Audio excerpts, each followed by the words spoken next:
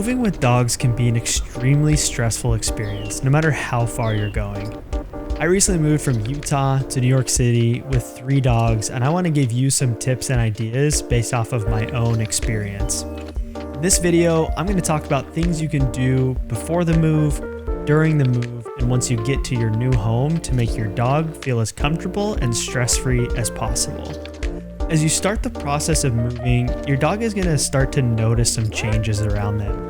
Between you running more errands, packing up boxes, cleaning your home, our dogs take notice of these things. So the important thing to do in this packing and preparing to move stage is to stick to the basics and keep your dog as comfortable and in routine as possible. 3 things that you can do to kind of keep your dog at bay and keep them happy as they're noticing these changes is number 1, physical exercise. Number 2 is extra love and affection. And number 3 is plenty of mental exercise and enrichment. Our dogs, they have pretty basic needs, and in times of stress or in times of change, it's so important to focus in on those kind of basics and standard things that you should be doing for your dog. And that'll get you to where you're ready to actually move. There's a lot that I could talk about on what to do when actually traveling and moving with your dog, but the main thing to remember is that you should stop and give your dog potty breaks and exercise breaks more frequently than you might expect. Of course, this is going to depend entirely on your dog's age, their potty training capabilities, and generally how far you're going. For puppies, you'll want to stop about every hour or so, but for adult potty trained dogs, you can typically stretch it 3 to 5 hours. Again, you know your dog best, so just make sure they have enough breaks. When you stop, don't just get your dog out, have them go potty and get right back in the car. Give them time to stretch their legs, play some fetch, go on a walk, whatever it might be to tire them out, because the only thing worse than a dog that might have an accident in the car is a dog that's going crazy in the car and not giving you the opportunity to focus on the road. So take enough breaks, keep them happy, and make sure they have enough time to go potty. And that gets you to where you're ready to actually settle into your new home.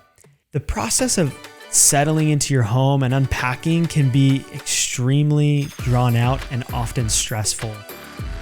During this time, it's important to make sure your dog feels comfortable and that you do as much as you can to help them adapt.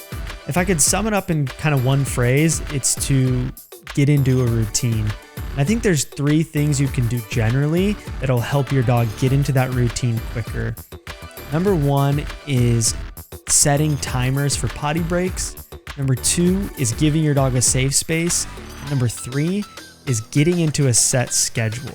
When I talk about setting timers for potty training, it might seem like overkill if you have an adult dog that's generally potty trained, but when you move into a new environment, there's so much going on, there's a lot of stress, a lot of confusion often for our dogs, so I like to set a timer. For my adult dogs, I set a timer for every 2 to 3 hours and just took them out every time that timer went off.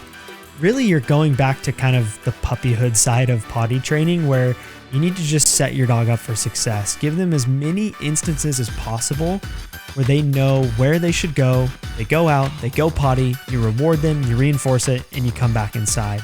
The key is to avoid accidents as much as possible, but if they do, just set your timer, get back to the schedule, and reward your dog when they go where you want them to. The second idea is to give your dog a safe space. What I mean by that is every dog needs a place that can be their own. For some dogs, it's a crate. For other dogs, it is just a place in the home where their bed is. Whatever it might be, you just need a space where your dog knows that they can go. It's their own. If they feel overwhelmed, they feel stressed, they can go there and decompress. And that leads to the third point, which is setting a schedule. That goes for meal times, when you go on your walks, setting aside time every day for training and play, just picking a schedule and doing the best that you can to stick to it. Dogs are creatures of habit, and I really feel like they like to be able to anticipate what might be happening next. So create a schedule and stick to it as best you can to help your dog feel comfortable and get into a rhythm in your new environment. Even with all these things being said, one of the most important points to remember when moving with your dog is to be patient. If you set expectations in your mind on timelines or how quickly you think your dog should be potty trained in the new area or how quickly they should be comfortable, you're just setting yourself up for frustration and honestly failure. The expectations that we create in our minds, that's all they are, is just our own ideas, but we need to go at our dog's pace and stay patient with whatever that pace ends up being. Here's an example. I have 2 Labradors, Sunny and Scout. I fully anticipated when we were moving to New York that Sunny would pick up potty training in the new area way faster. And of course, the opposite happened. Scout picked it up in a couple days and it took Sunny a week or 2. And all that happened by me having this anticipation or expectation of what was going to happen was it led to frustration on my part, which didn't help myself and definitely didn't help Sunny as she was trying to adjust. So the key again is to stay patient as much as you can. If separation anxiety pops up, potty accidents happen, your dog's not feeling comfortable, just stay patient and know that they will adapt in their own time. You just need to do as much as you can to facilitate that. Moving with a dog can be stressful and sometimes just downright difficult, but with these tips and of course a lot of patience, you can make it happen. If I can move across the country with 3 dogs, one of whom is old, going deaf, blind, then you can do it with your dog as well. Are you moving soon or have you moved recently? I'd love to hear in the comments either where you're going or what worked for your most recent move. And remember to stay patient with your dog. Please subscribe to the channel to see more videos like this. Thank you for watching and happy moving.